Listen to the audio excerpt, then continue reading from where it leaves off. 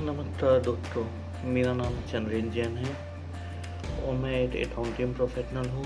पिछले 17 सालों से अकाउंटिंग का काम कर रहा हूँ। मैं आपके लिए अभी यहाँ पे मेरे यूट्यूब चैनल पे अकाउंटेंसी प्लस टैली और जितने भी अकाउंटिंग सॉफ्टवेयर हैं उससे रिलेटेड आपके लिए फ्री कोर्सेज लेकर आया हूँ। अगर आप ये कोर्सेज लेना चाहते हैं तो मेरे चैनल को लाइक करें, शेयर करें और सब्सक्राइब करें। तो आज हमारा डे 1 है। इसमें हम बेसिक ऑफ अकाउंटेंसी के बारे में जानेंगे। बेसिकली अकाउंटिंग के 3 नियम होते हैं जिसे हम 3 गोल्डन रूल्स के नाम से भी जानते हैं। उसके बारे में हम आगे जानेंगे।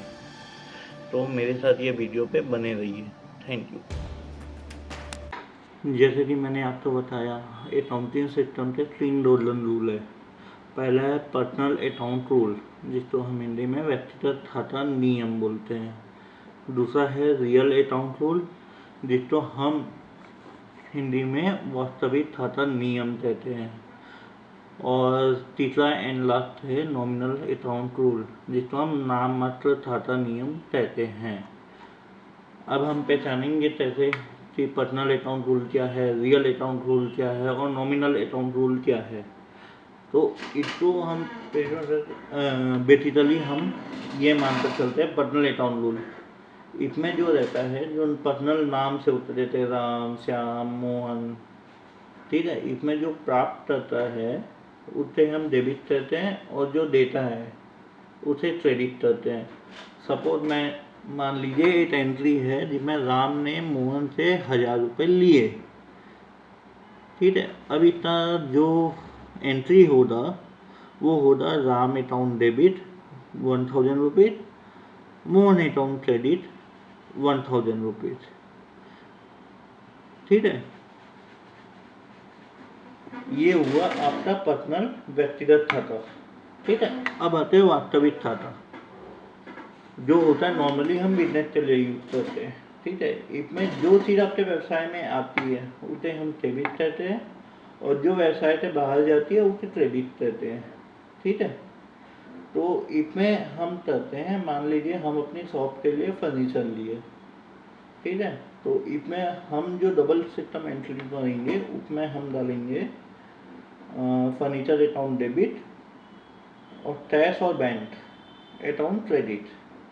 जो भी मोड में हम उसको पेमेंट किया होता है, कैश से दिए हो या बैंक से दिए हो, वो अकाउंट क्रेडिट होगा, ओके। अब आएगा नॉमिनल अकाउंट डेबिट। ये होता है नॉर्मली एक्सपेंडेड और लॉसेस के लिए होता है, ठीक है। अब इसमें क्या होता है, जो खर्चे और हानियाँ होते हैं उसे डेबिट करते हैं और इनकम तो क्रेडिट करते हैं। अब इसमें क्या होगा, हाँ, अब जैसे एक्सपेंसेस मान लीजिए सैलरी दिया मैंने किसी को, तो इसमें होगा सैलरी अकाउंट डेबिट, ठीक है, और कैश अकाउंट क्रेडिट, ठीक है। अब इनकम की एंट्री क्या होगी, cash account debit to sales account, ये एंट्री होगी, ठीक है। इसका सॉफ्ट फॉर्म आप ट्रीट करने के लिए ये कर सकते हो, पर्सनल अकाउंट है रिसीवर डेबिट डीलर क्रेडिट।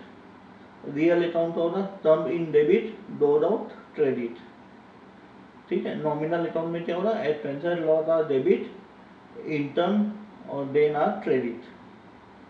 ये आपके अकाउंटिंग के नियम होते हैं। बेसिकली ये नियम होते हैं जिससे बेस पे पूरा अकाउंटिंग सिस्टम इंडिया में चलता है। अगर इसमें आपको कुछ कंफ्यूजन लगा तो मुझे मेरे यहाँ नीचे में कमेंट करिए, मैं उसको सॉल्व आउट करने की कोशिश करूँगा। और अगर आपको मेरी ये कोशिश पसंद आई हो, आपको लगा हो कि ये आपके नॉलेजेबल लगा हो, तो कृपया इस चैनल को लाइक, शेयर एंड सब्सक्राइब करें और मुझे कमेंट करें कि आगे आप किस टाइप की वीडियो चाहते हैं, कैसी डिटेल्स चाहते हैं, तो हम उस पर वर्किंग करेंगे। थैंक यू सो मच मेरे साथ बने रहने के लिए।